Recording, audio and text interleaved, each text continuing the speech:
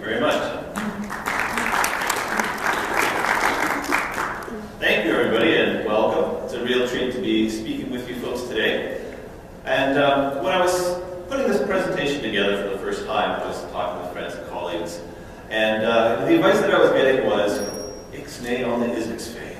And I thought I would deal with that right from the top, because I am a physicist. And that the life of the physicist is not entirely filled with glamour, especially when it comes time for the cocktail parties. Because the same thing plays over and over again. Inevitably you start chatting with people, oh, what do you do, and so on, and say, oh, I'm a physics teacher. And the reaction is always the same. You get, wow, physics, eh? I hated that subject. Or sometimes you get, oh yeah, I like physics, but I did very badly. A lot of negative experiences associated with physics. But deep down, we feel physics is awesome. And if you think about the contributions physics has given to our world and our understanding, we can image individual atoms, we can explain or tell the story of the universe over 14 billion years. We can create little devices called transistors, which are the backbone of modern computers. We can create lasers, the backbone of modern communications. And physicists created the World Wide Web, the backbone of modern procrastination. And so we deep down feel that physics is awesome. But what about physics teaching? Well, when you think of physics teachers, you're probably not thinking of, oh, captain, my captain, carpe diem. You're probably thinking something more like this. But what we think, when we think about physics teachers, is, oh, thanks, Derek. So we have felt, oh yeah, things are awesome for physics teachers. But we've thought that despite a lot of difficulties in our teaching. And just in case you're wondering, what's this guy doing going on and on about physics and so on. Pride always comes before the fall. So as physics teachers, we've been thinking that this is awesome for years and years, despite the huge dropout rate from our physics courses, being the least popular in high school, and despite the appalling lack of gender diversity in our physics classes. So despite these things that we've been telling ourselves, oh, awesome. And so what was it that finally burst our bubble? Well, it was a test. A test of 30 multiple choice questions called Force Concept Inventory. Now, the questions looked harmless enough. They took out all the math, all the tricky math in the questions, so it looked like a slam dunk. But, well, here's one example of these questions. So, swinging a ball in a circle around our heads, and at a moment in time, the string breaks. So right at this moment here, the string breaks, and the question is, in what direction does the ball travel? So, I promise you, this will be the only physics question that I ask you today. So, I'd like you to turn to a neighbor and discuss. So, in what direction will the ball travel? We have 30 seconds. Go. Now, I'd like to hear from you folks. Just shout it out together. In what direction will it go? The answer is B. Yeah, the answer is B. Great, great. You're doing really well today. That's awesome. But if you give these questions to, an old, crusty physics teacher, they'll look at them and say, oh, these questions are so easy. But if you give them to real life students, well, we discover something very interesting. So, if you give them the 30 questions at the start of your course, they might score something like this, 45%. That's a kind of typical result. And so that leaves room, 55%, for their improvement because of your fantastic teaching.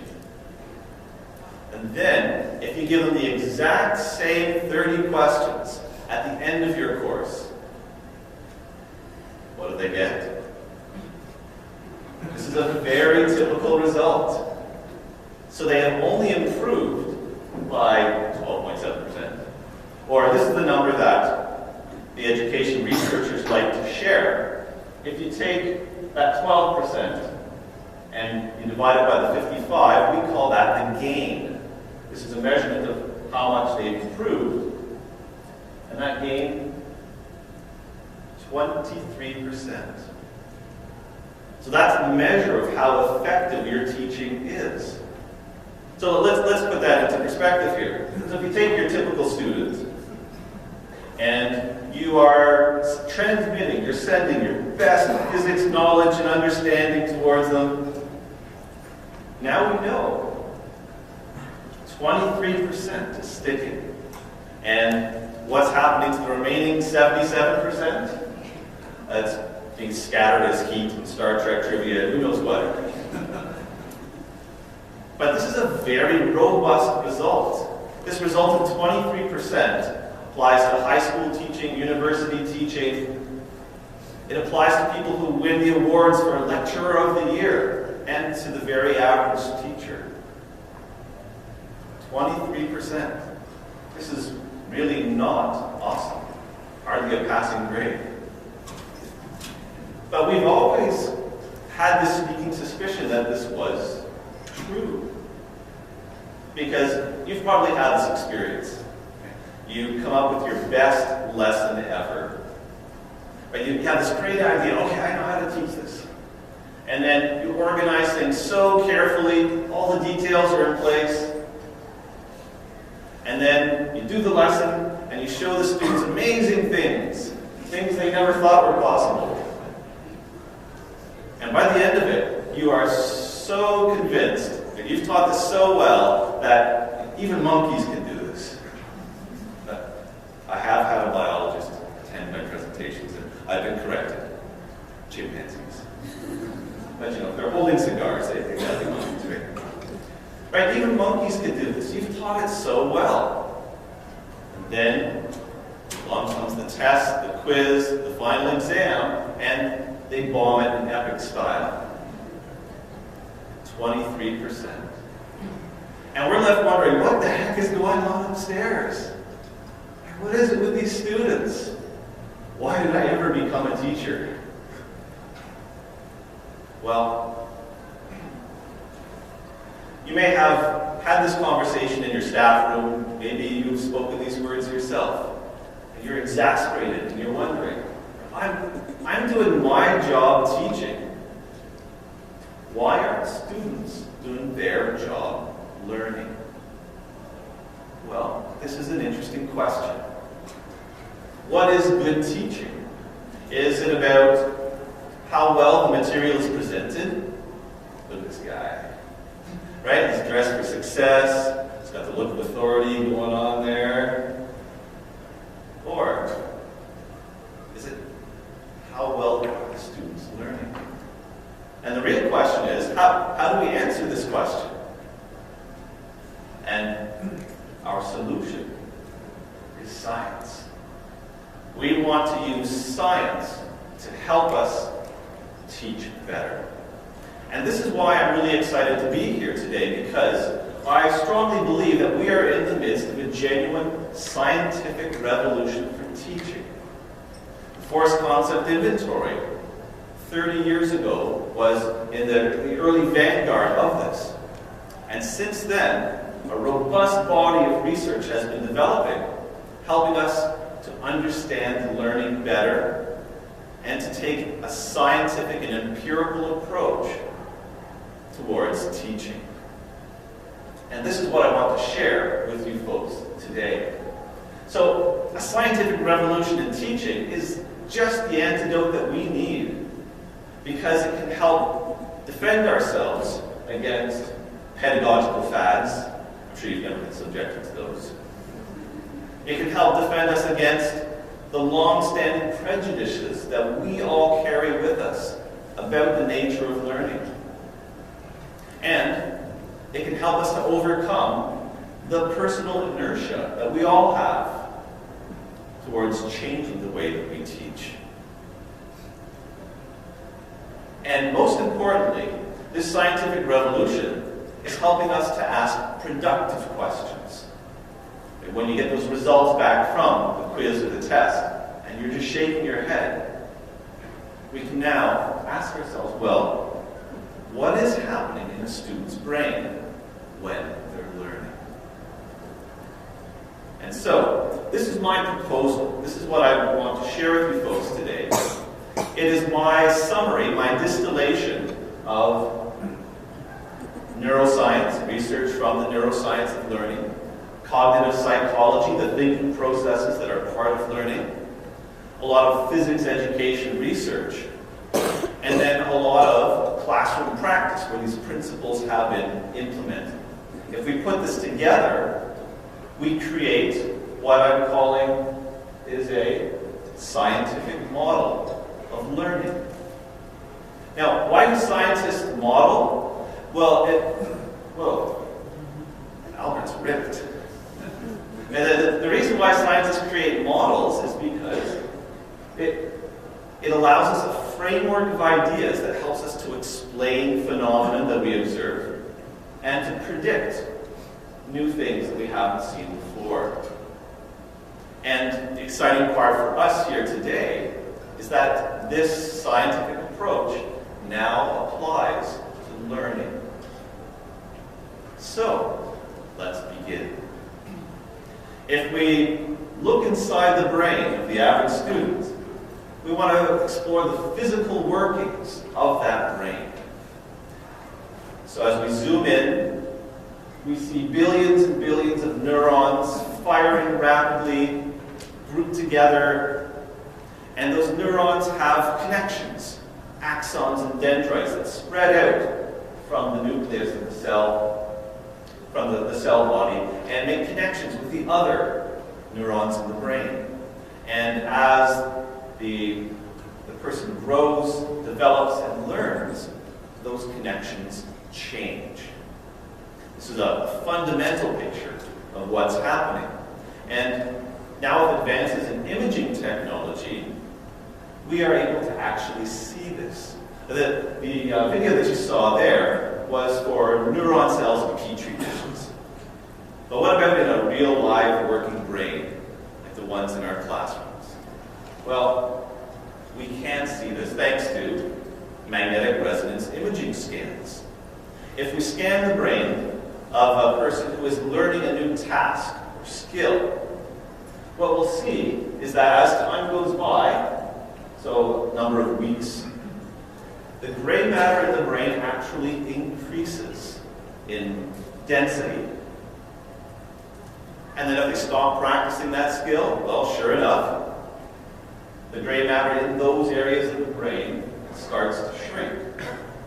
The brain is incredibly resource intensive. So if you're not using that part, it takes resources from there to put it to where you are using it. And this provides us with a really valuable picture to help us explain to our students what is going on. Because brain tissue grows in response to use, to exercise, just like the muscles do. A very valuable analogy for our students.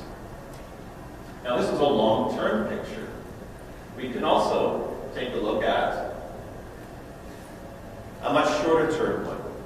So let's watch the brain learn. So what you see here, highlighted in white, are regions of the brain where there's a lot of extra blood flow. So that's where the brain is using more energy in order to do its job of thinking, learning. And here we have 3 successive images showing the brains of a person who is very new to a task, the novice, intermediate, and then skilled. So what I'd like you to do is take a minute with the neighbors at your table and discuss these 2 questions. I would like you to talk about what is happening in these brains. So based on these pictures, what can we infer is happening in the brains. And how do you suppose this feels to the owner or the user of this brain? So we have 1 minute for these discussions. Go. Now I'd like to hear a few of your ideas. Please use your gym teacher voice right here. First question, what can we infer is happening in these brains? Please, any thoughts you'd like to share? Experiencing something new in the novice. Experiencing something new for the novice. Thank you. Yes? The brain is no longer working as hard, and it has to be mature process. For the skilled person, clearly the brain is not working as hard. Yes? In the novice, it's forming new connections. Maybe by the time it gets to skill, those connections are established. There's a lot of energy use here. So there's a lot of connections that are being formed.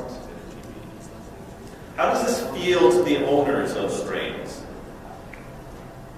Novice versus skilled. Yes, sir? Well, the skilled brain would feel less tired, I suppose, because less work is being done. Feel less tired, less energy is being expended, that's for sure. Yes, Skilled ma'am? brain would feel more automatic. It would feel automatic or even effortless. That's what they see when they observe us performing these skills. They're watching the skilled brain, but they are experiencing the novice brain. So thank you very much for all those ideas. And this is another really important lesson for our students. Learning something new is very energy intensive and tiring. If you're doing your job of learning well, it is a tiring experience. And that's normal, that's natural. But these brain cells are freaking out. And they don't know which ones to fire to in order to get this new job done. And so they have to do a lot of work trying things out. Oh, no, that doesn't work. And then trying again. And then eventually you only use the neural pathways which are absolutely necessary to perform these tasks. A skilled brain. So here's a really important teaching tip for us. Help students understand how their brains work. Read the manual. Well, there's never been a manual, right? We're just starting to understand some of these ideas for the first time. But it's really important that we share these ideas with our students. Now, it's really important because consider this random toddler from the internet. And babies are such great examples of learning because they seem to learn without discouragement, without giving up. No matter what they're doing, they might stumble and fall an awful lot, but they keep getting back up.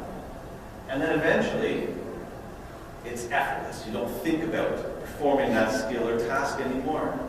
And as students move through the educational system, they start to lose that ability to just keep picking themselves back up. And so we want to remind them that this is such a natural part of the learning process. And if you stick to it, you will become skilled and you'll be doing this effortlessly. Good old babies from the internet. You want more babies? Well, this is my daughter. I know, it's shameless exploitation of children. So I think this was the moment when she discovered that her father was a physics teacher. That look on her face clearly is, that's it. Now we have a very strong emotional reaction to babies. That's why we like those YouTube videos. And this is equally an important part of our classroom experience, the role of emotion. Now we would like to teach, the Spocks of the world. It'd be great if our students were all Vulcans, but the science strongly shows that you cannot separate cognition from emotion. We're stuck teaching here on Earth with these people and the brains that have evolved with them over millions and millions of years. And these brains have one mission, and that is survival. And they have a vast mental apparatus that helps the brains do that, to survive at all costs. And that's what shows up in our classrooms. So let's take a look at a couple of these mechanisms to help us better understand what's going on. So the names aren't really important here, but there's a region in the back of the brain which is responsible for processing sensory information. input, so to speak. And this part of the brain sends the information to a part very deep inside. It's an old part of the brain called the amygdala. This part of the brain is responsible for protecting the organism. And it takes its job really seriously. So this is the part of the brain that is associated with emotions of fear and distress. And it's the part that fires up very often when students see, oh no, it's physics. The amygdala is sending out these signals in. The brain's like, holy shit, it's physics. We're shutting down, we're abandoning ship, we're done here. And so those signals go to the front part of our brain, and then the students, you see the glazy look go over their eyes, and they're obviously in their happy place. And this is a survival mechanism. And it's one that is very often triggered and associated with things like math and tests.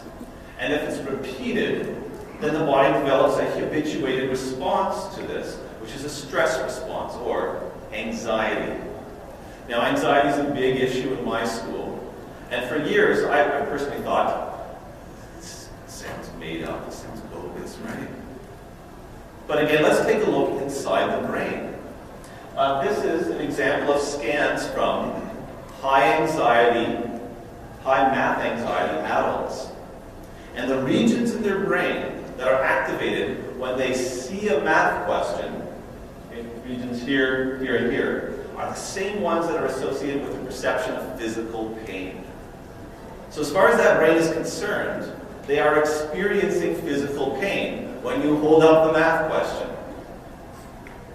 Which sounds totally crazy, but we know this. Right? We know this feeling when the needle's about to come, right? You can feel it in your arm. Except the needle is a math question. Now you might be thinking, oh, well, you know, in high school the math can get pretty complicated. But in this study, the math questions that they were being asked were like this. 7 times 9 minus 15. What's the answer? Come on, quick, quick.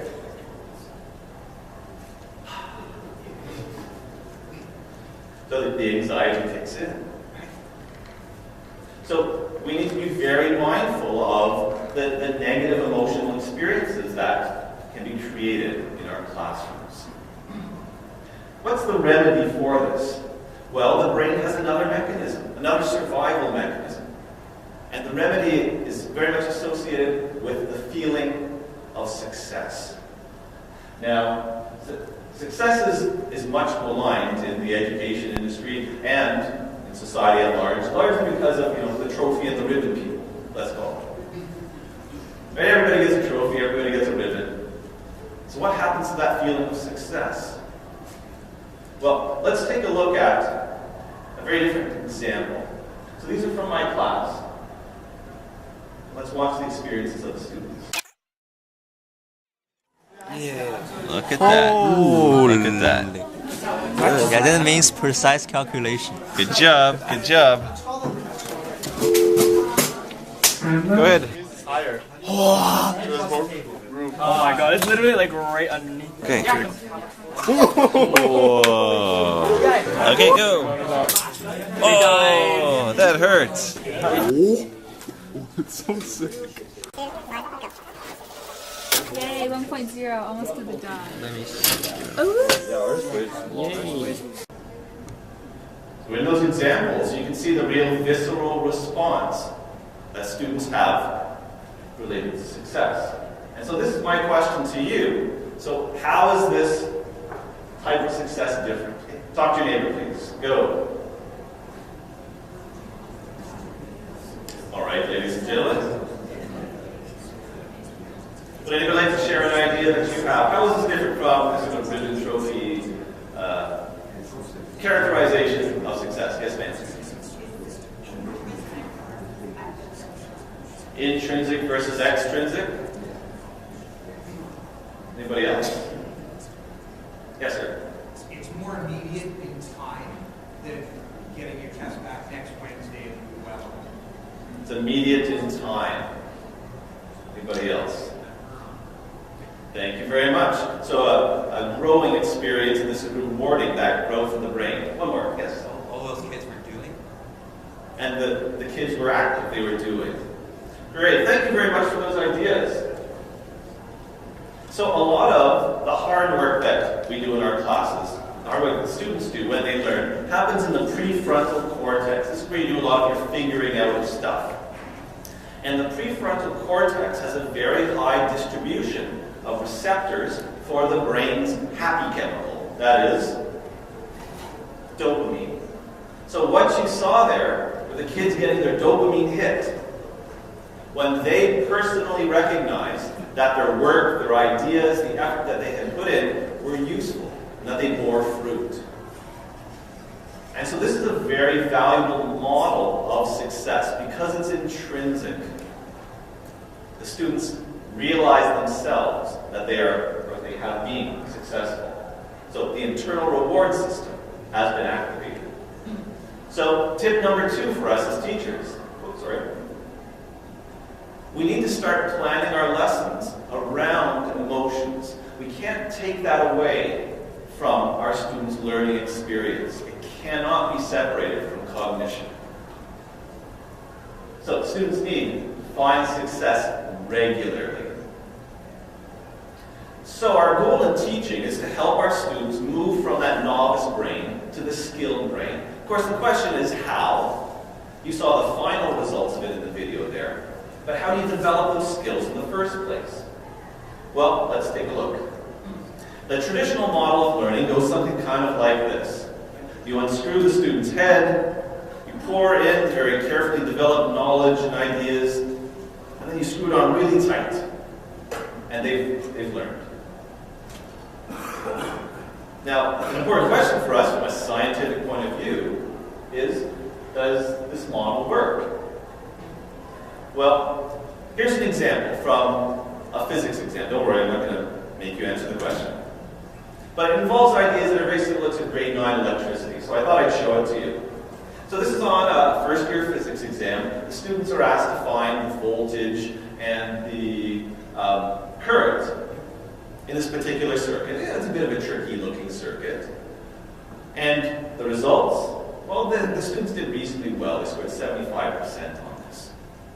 In the very same exam, a second circuit question was presented. It looked like this. There's no numbers. It's just asking, okay, if we close this switch, highlighted in red, what happens to the current through the battery and the brightness of the bulbs? Now, if you present this question to a physics teacher, they'll say, oh, come on, you can't seriously put this on exam. This is a slam dunk question. When you close the switch, that short circuits the other bulb. Now you only have 2 bulbs instead of 3. The resistance of the circuit drops, current increases, the brightness increases. But on the exam, the students scored 40% on it.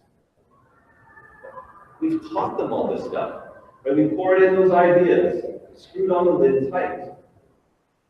So that model of learning simply doesn't work. It doesn't explain this phenomenon.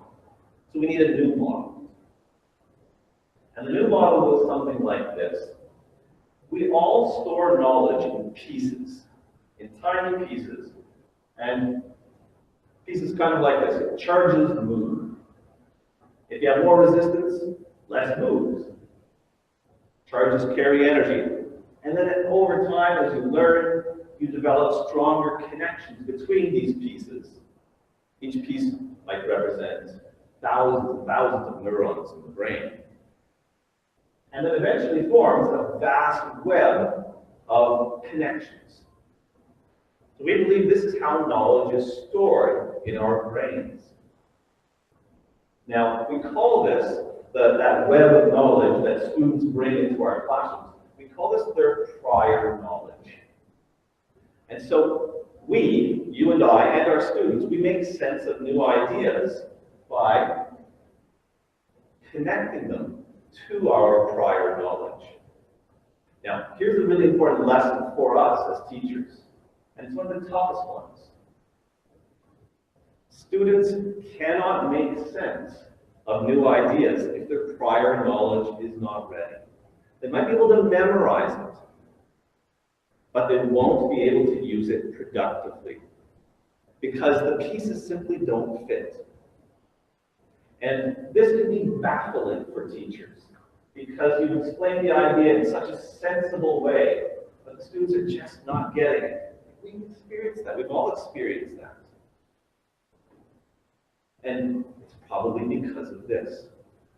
So, as our next tip, we need to help students make connections to their prior knowledge. There's lots of ways of doing this.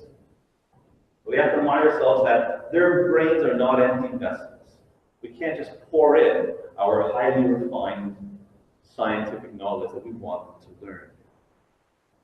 And that can be very frustrating because we have a lot of curriculum to get through and time is precious, but it's not the way their brains learn.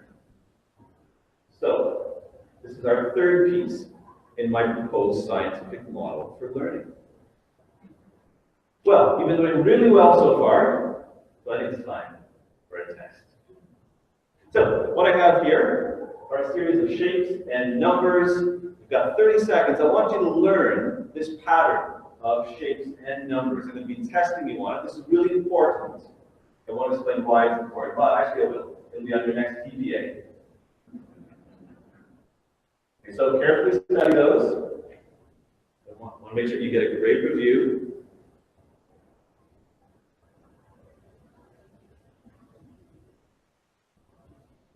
And here we go. Okay, time for our test. Just shout out the answer. The top one is...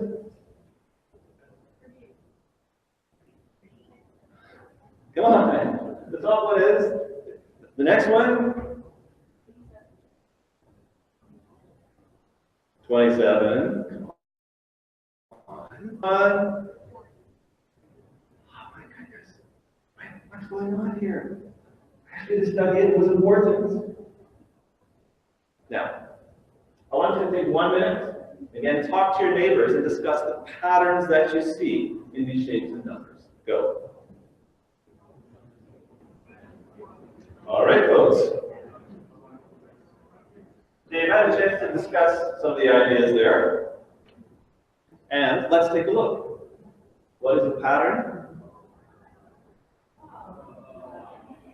And we have to make up something for the zero.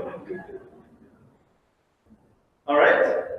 So now, let me give you another test. Okay, here we go. The top one. What's the answer? 23. Great. Great. The next one, shout it out. 48. Great. And the next one, got 15. That was awesome. In the span of about 2 minutes, you went from at-risk students right to the top of your class. And obviously the credit goes to your teacher, right? So, what this needs to remind us of is the fact that quality learning, deep learning, begins with ideas that connect facts. But learning and understanding is all about connections, not isolated pieces of knowledge. So this is a very important takeaway for us. Now, how does the brain make those connections? If we take a look at its operations, we can break down the brain's jobs into about 4 groups or regions, roughly speaking. So you have the back of the brain where you get a lot of input. You get the sides down here where you do a lot of connecting and associating. So you figure out, you make meaning, assign meaning to that input. And then signals go to the front of the brain, your prefrontal cortex. And that's where you do the abstract thinking, the predicting, the planning. And then signals go to the top zone of the brain, which is your motor cortex, and that's where you can do and test things. So in a very fundamental way, this is, we call it the cognitive learning cycle. And this is how the brain is hardwired to learn. Now, it's more complicated than that, but this is the basic schematic of how our brain has evolved in order to figure things out. This is its natural mode of operations. We can map out the connections in the brain. It looks something like this. So, this is our fourth and final piece in our scientific model for learning, the cognitive learning cycle. And the power of the scientific model is its ability to explain and predict. So let me show you an example of teaching and try using this model. In 1930, the Republican-controlled House of Representatives, in an effort to alleviate the effects of the, anyone? The Great Depression, passed the, anyone?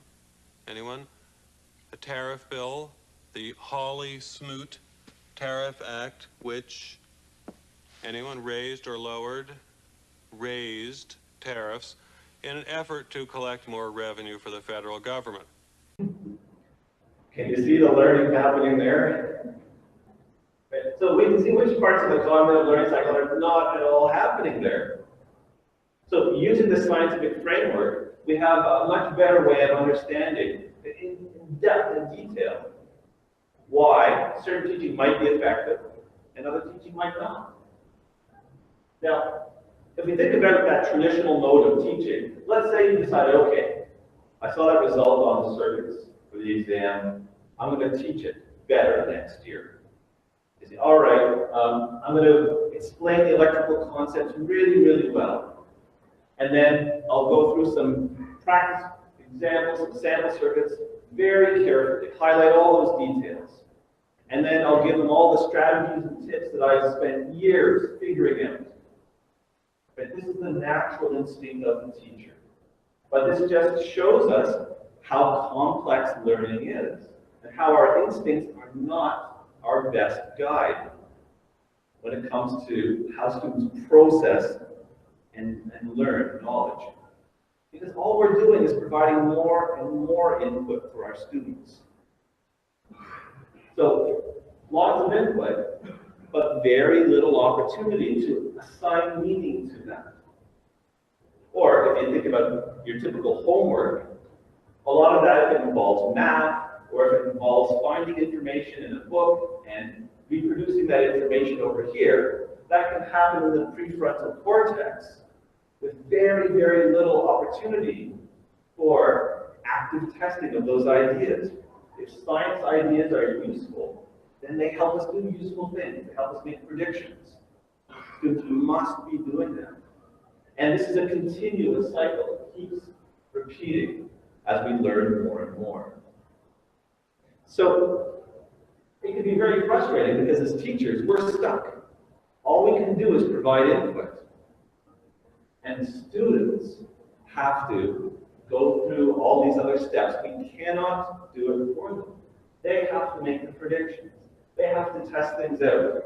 And the tests become the input for the next step in the cycle. And it repeats. This is how our brains are hardwired to learn.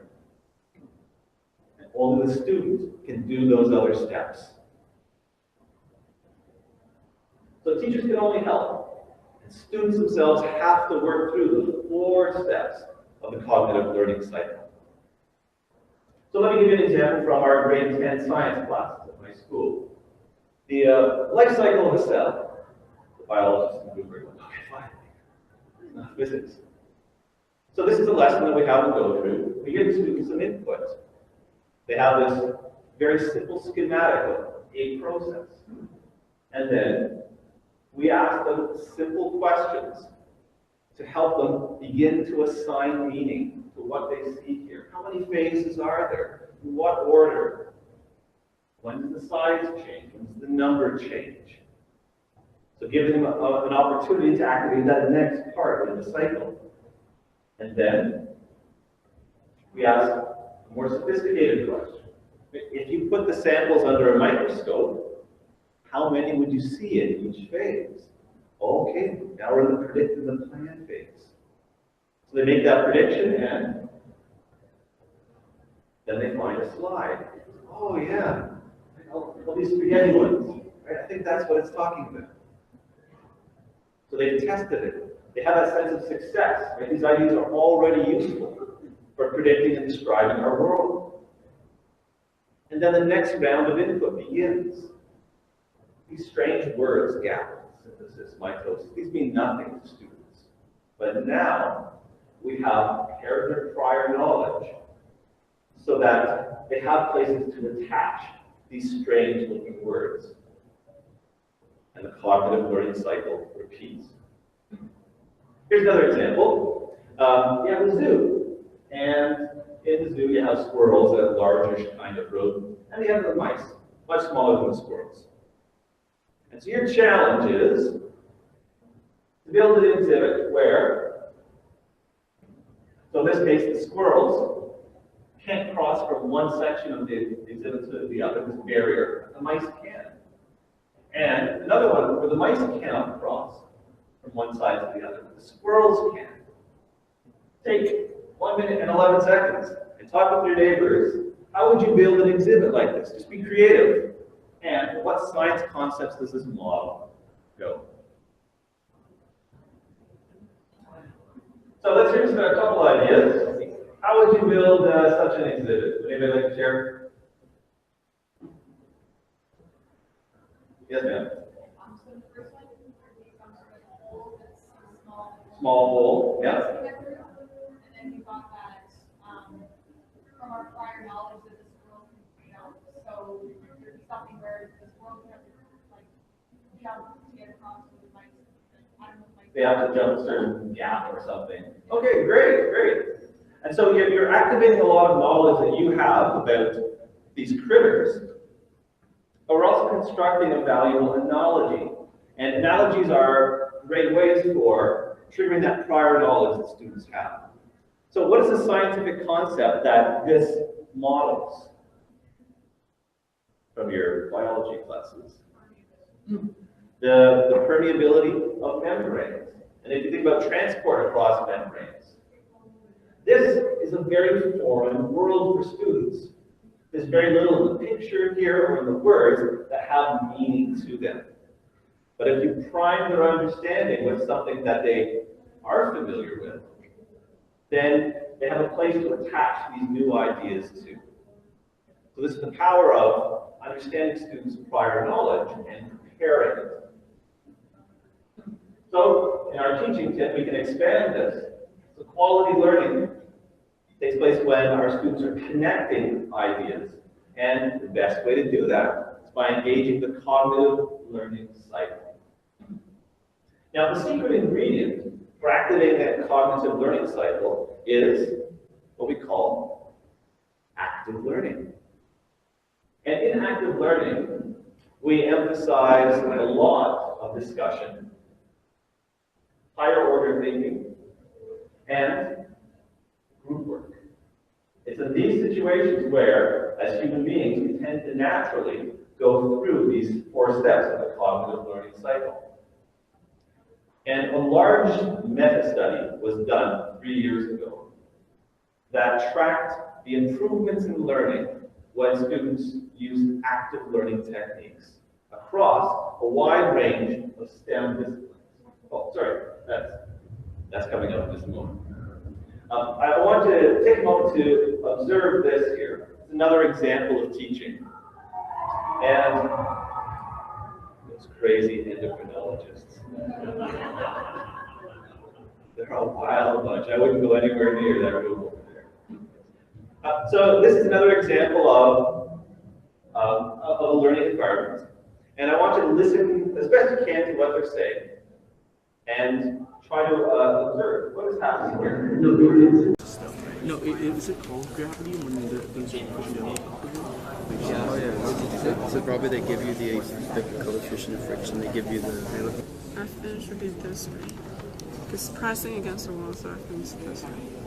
Like you're pressing it. No, your field line should point out. The black ones are negative. Test particles are always positive. No, but the black ones are negative. But your test particles are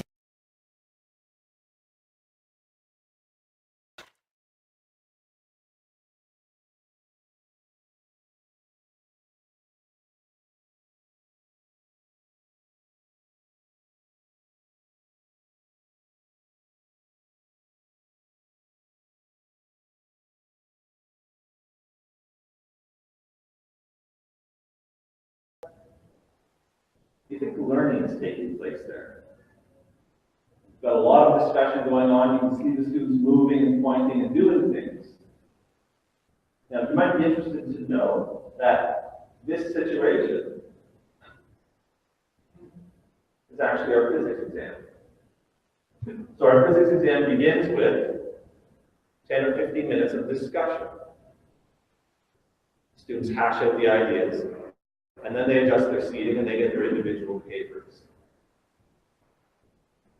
So we can take advantage of the cognitive learning cycle in almost any educational setting, even something as stuffy and traditional as an examination.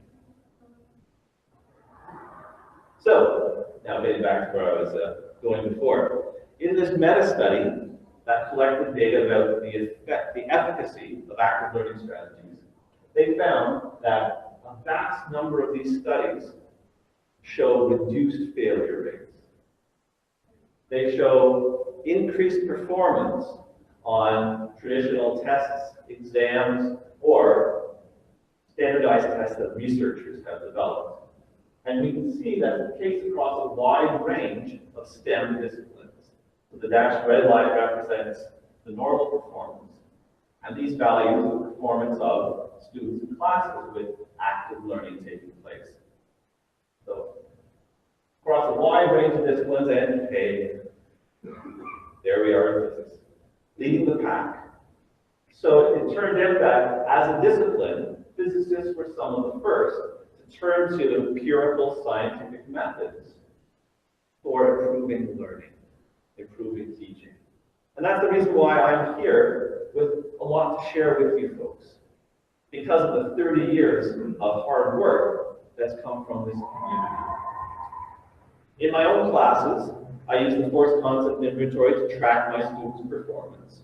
And this is the data. If you remember, the value is 23% from the typical classroom that is taught in a traditional way. Students at our school, if it's me teaching or if it's a colleague teaching, they're scoring gains of 57%. So in a real empirical way, they're learning more than twice as much as students at other schools who are taught in a traditional way, which we don't understand. So we have a lot of evidence to support the efficacy of active learning techniques. So here are the main takeaways for us. What matters most in our classrooms is not the show that the teacher puts on at the front. It's what happens inside our students' heads. And the more we focus on this as educators, the more successful our students will become. And teachers can't tell students what they're supposed to know. This is really frustrating for us, because we have so much to share. And, we're nice people, we want to share it. But, we're kind of like that person at the party who has too much to share, and they're just going on. We have to learn to take a step back, because it's the students who have to explore the ideas, construct the ideas, test them, and refine them. That is the way that they will develop a deep understanding. Otherwise, it's just memorizing. So what is good teaching? Is it how well the material is presented? Well, if that's all that's going on, then absolutely not. Like, good teaching is really about how well our students are learning. And the scientific evidence strongly supports this. Now, teachers need to learn too. That's one of the reasons why you're here today, aside from hanging out with your friends and so on. So what I encourage you to do is look up this book, How People Learn. The great thing is, if you Google it, it's available free from the National Research Council of the United States. Just download the PDF. Another very helpful book is The Art of Changing the Brain. So this book describes the cognitive learning cycle in much more detail than I did today. And it's just kind of amazing as a physics teacher, just how useful biology can actually be for what I do in my classroom. It's quite simple. So you learn a lot about the biology of the brain and how it does its job of learning. I encourage you folks to come on out and check out our physics teacher conference in May at Western University. We are leaders in active learning pedagogy. So in our workshops, you will be active, you will be doing things, and you will learn an awful lot about ways to use that cognitive learning cycle. And okay, Jeff, that's getting embarrassing. And I always have an open invitation. If you'd like to visit my classroom, just email me, and we'll set up a date. I don't do anything fancy for visitors. You come and you see a very ordinary classroom. You can go to my website and download this presentation, which gives you all the scientific citations and so on. And you can download the resources that my school uses. And the most important thing is that you stop teaching and you help your students to learn. Thank you very much, everybody.